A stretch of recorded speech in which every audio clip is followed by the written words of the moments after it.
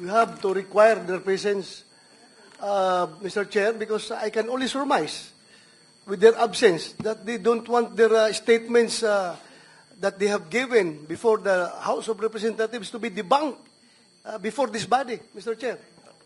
Ayaw nilang lumabas ang katotohanan kapag ayaw nilang pumunta dito.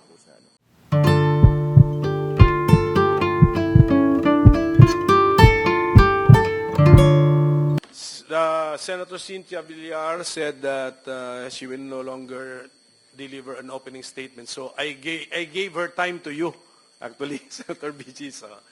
Okay, so ladies and gentlemen, there are 8 senators present, 7 physically, 1 virtually. So we have overwhelming quorum to proceed with our hearing. And my dear colleagues, I gave you some simple ground rules beforehand. So I hope we can comply with the simple ground rules that your chairman is requesting all of us to observe. So at this point, at this point we will ask the committee secretary now to acknowledge and make of record the resource persons and or witnesses present this morning, and afterwards to immediately administer the oath to all of them. Committee Secretary, please. Thank you, Mr. Chairman. The following resource persons or witnesses are present. Former President of the Republic of the Philippines, Rodrigo Roa Duterte. Former Senator Leila de Lima. Former Chairman of Dangerous Drugs Board, Catalino Cuy.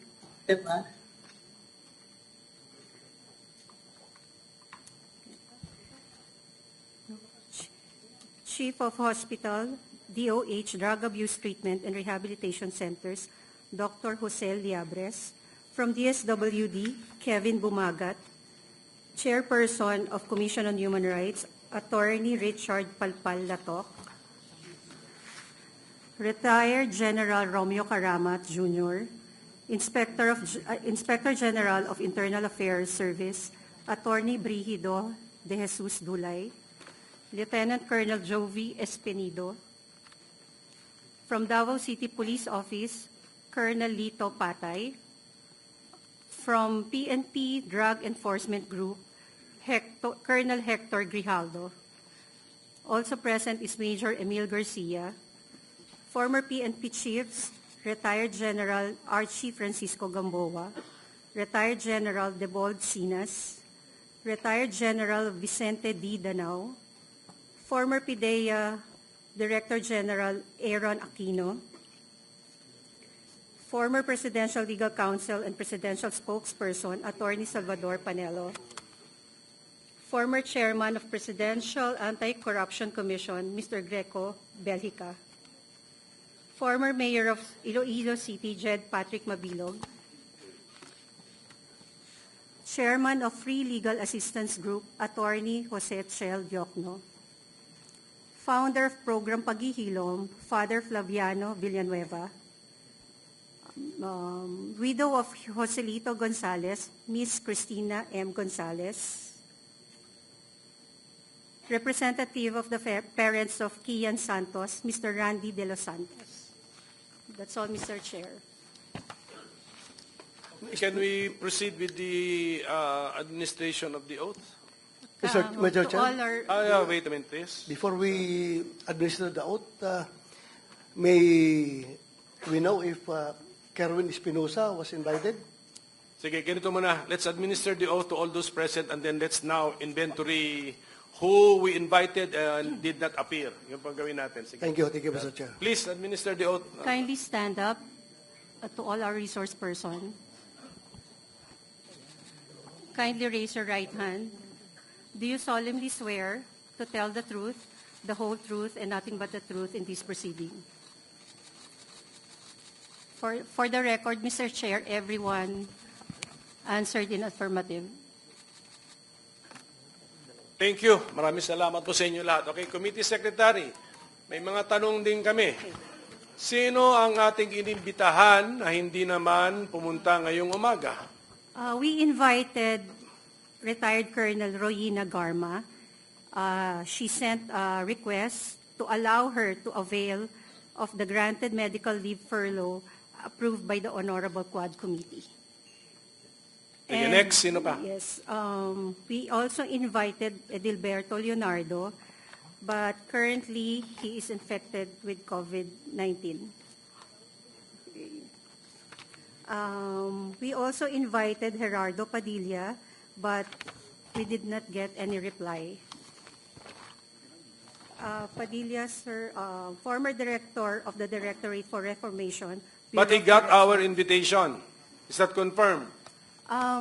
Your Honor, there's no acknowledgement, but we sent our invitation. Sige, so who's the, meron pa ba? Sino pa? We also invited General Oscar Albayalde,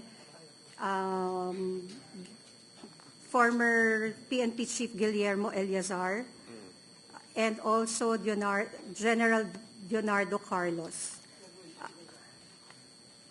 Kerwin Espinosa, sorry, Your Honor, we sent our letter, but no reply. So with that, Mr. Chair, may I put on record that next hearing, these people should be required to attend. Yes. Hindi pa yata tapos. Go ahead. Sino We pa? also invited retired General La Peña and retired General Wilkins Villanueva. They promised to attend the next hearing, sir. Are you sure you're comprehensive in your list? Yes, sir. Sino pa? Yan na. Not yet, sir. Ayan, not We yet. also Okay, go ahead. invited Mr. Guban.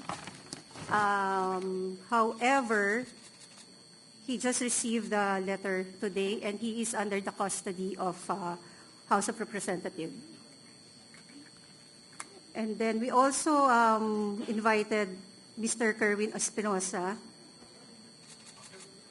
Yes, but we cannot locate his address yet, so we will seek the help of PNP also. And that's it, sir. Are you sure that's it? Sir, we also invited Ermina Espino, but we cannot locate her address. Mr. Chair, may I know Yes. the reason why Mr. Guban is not around? He just received the letter today. He just received the letter today. Yes, Your Honor. We sent the letter to Quadcom of House of Representatives. Mr. Chair, how can, may I ask the COMSEC, how can you not locate Espinosa when he attended the hearing in the Quad Commission, Quad Committee?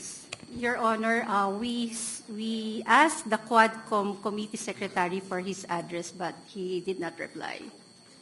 Who did not reply? The Quadcom Committee Secretary. Mr. Chair, Yes, Senator Bato, yes. Yeah, I would rather that next hearing we have to require their presence, Mr. Chair, because I can only surmise with their absence that they don't want their statements that they have given before the House of Representatives to be debunked before this body, Mr. Chair. Ayaw nilang lumabas ang katotohanan kapag ayaw nilang pumunta dito. So that's it. That's my only observation, Mr. Chair. Mr. Chair, Yes, I Senator just would like Estrada. to amend the motion of Senator Bato that we issue a subpoena ducis tecum against all those who were invited but did not attend in today's hearing. A correction daw. Ma'am Espino is here? Yes. Emina, so okay. So, I'm sorry. Subpoena ad Maestra- testificandum. Yes, okay, ganito. I'm sorry. Okay, ganito gawin natin, okay? It has been manifested that Mr. Guban is under the custody of the House. Yes, Your Honor. Oh, they should have allowed him to attend. He has been requested by Senator Bato kasi to be There is no to be record. here. So the two others under the custody of the House are sick. Isa with COVID-19, yung isa undergoing a previously scheduled important medical procedure or examination. So we understand, we are reasonable people. Doon lang ako nagtaka kay Mr. Jerry Guban, bakit hindi siya pwede if if he is under the custody of the House? How come the House did not allow us to have him here before us, my colleagues? So anyway, at any rate, the remedy of this committee, as suggested by my colleagues, is the issuance of a subpoena to all Subpoena of... ad Yes, testificandum. I stand corrected, Mr. Chair. yes. Siguro, and we appeal to the House that for those people that they know the address is off, I mean, share the address. Share the address of these people. And then, of course, the committee will also exert utmost efforts to find these people and get their addresses. So, ganun na muna. In the meantime, my dear colleagues, ganun, we issue a subpoena to all those in the original list of invitees We will na comply, hindi Your Honor. pumunta ngayon, o even those with excuse letters, subpoena ang susunod na issue. Okay? We will comply, Your Honor. Mr. Chair, may I know what would be the next move that this body is going to take if, after we have given them, issued them a subpoena, still, they will not be allowed by the House, since the House is having custody over their living body. If they will not be allowed to attend before this hearing, what will we do? I will coordinate with the House chairpersons. Actually, I talked to Chairman Ace Barbers, and nabanggit din naman niya sa akin yung medical request of Colonel Garma. Kaya I had an idea na may conflict sa schedule.